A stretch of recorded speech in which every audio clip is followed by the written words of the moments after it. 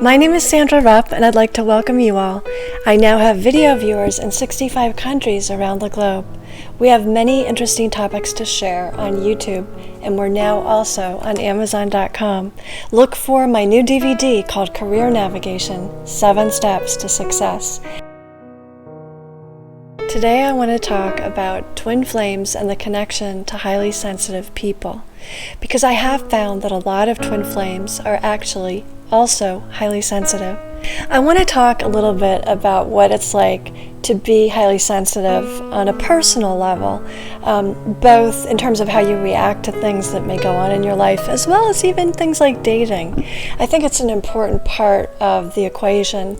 Are you highly sensitive? Well, we're going to find out today, and we've got a lot to cover. So I'd like to welcome all of you to learn a lot more. Stay tuned.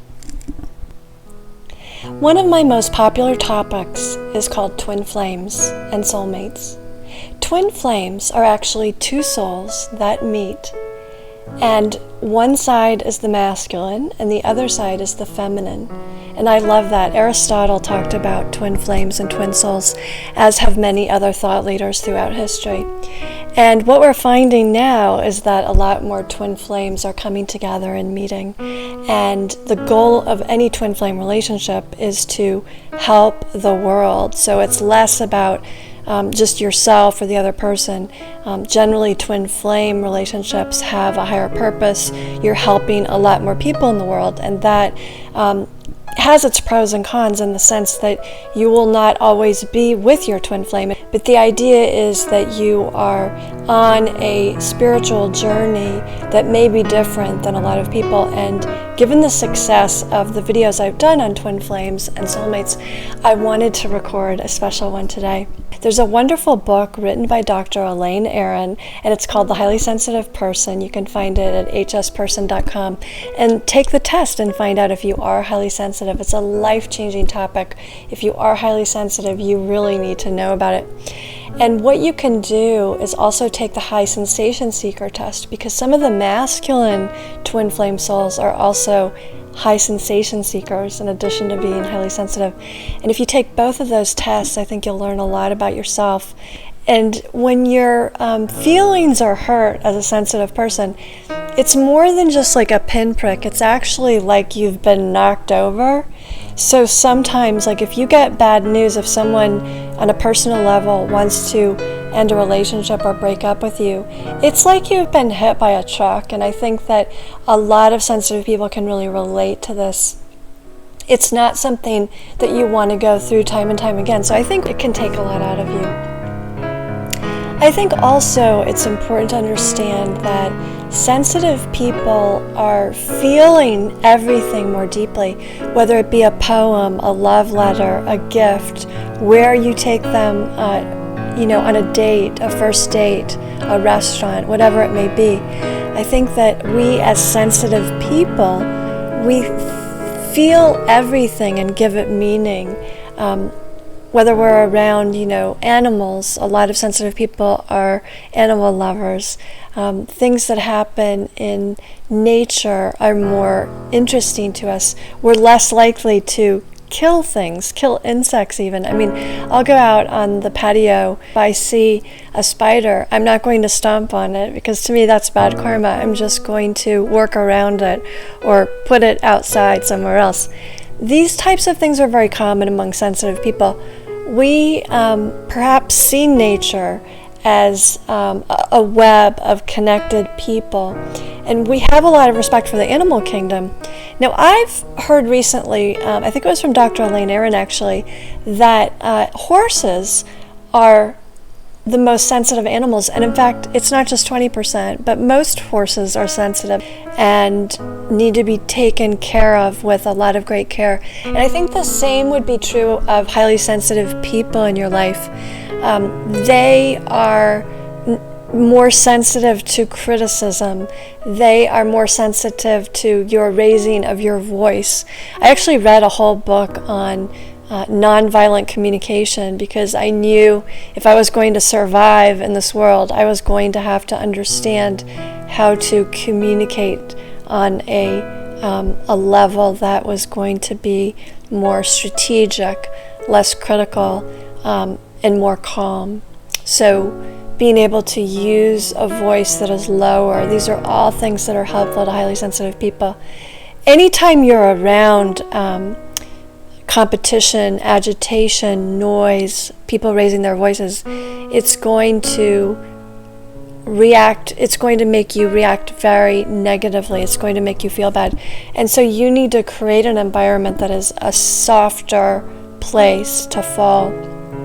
You need to have private time in your own room to go and to quiet down, to meditate, to listen to classical music, to read spiritual books, whatever it may be that makes you feel better. The old way of thinking was go out and run or go out and do exercise and you'll feel better. Actually, for a lot of sensitive people, what they need to do is to calm down. And so I say that to a lot of my clients. It's okay to be sensitive. It's a wonderful quality. It's okay to need quiet time. It's okay to listen to classical music, to go off and take a little quiet time to relax. You need to have that quiet time before you go to sleep at night. In fact, turning off the computer or listening to classical music will calm you down and make your life a lot easier as a highly sensitive person. The journey of twin flame souls and also highly sensitive people is quite different than a lot of other people. And it's important for everyone to grasp it and to appreciate the journey, because some of these things can be more daunting for sensitive leaders and sensitive people. As an example, when you are dealing with a technical issue, even on a computer, and you have to call someone and then something goes wrong, everything seems more intense to a highly sensitive person. You tend to get more upset about things that go wrong. It can take some time to calm down from something that you did wrong. A lot of us are perfectionists. We're trying to do things really, really well. And so sometimes it's harder for us to take bad news or to get over things that have gone wrong, whether it's a technical issue or someone criticizing our work. All of these things are louder to us and more noticeable. So what you need to understand is that there's a reason that you're highly sensitive. There's a reason that you're different from other people. Some people call it being an indigo adult or an indigo child. There are reasons that you are different, and you need to embrace your differences as opposed to try and be like everyone else. And the more that you do this, the more that you find out who you are as an individual, the happier you're going to be. These are all tips that are really helpful to sensitive people, and I hope that I've been helpful to all of you today.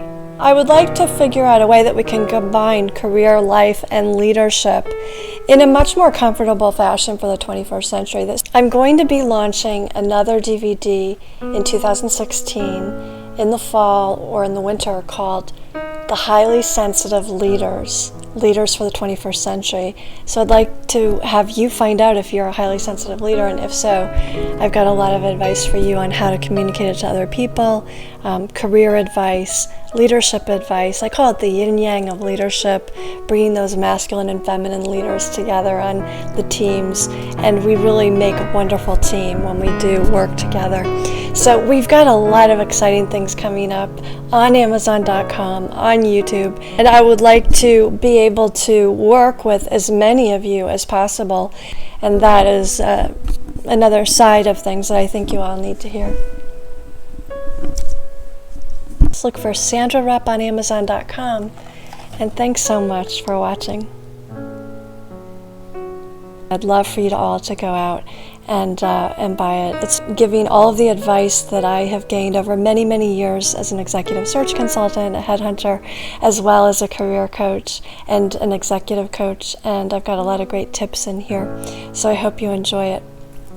I'd like to invite you to check out my other YouTube videos on the highly sensitive person and highly sensitive leaders. You can follow my tweets at Exec Career Coach and follow me on YouTube at Career Expert on YouTube. You can also follow me on Google+, Blogger, and WordPress. Stay tuned.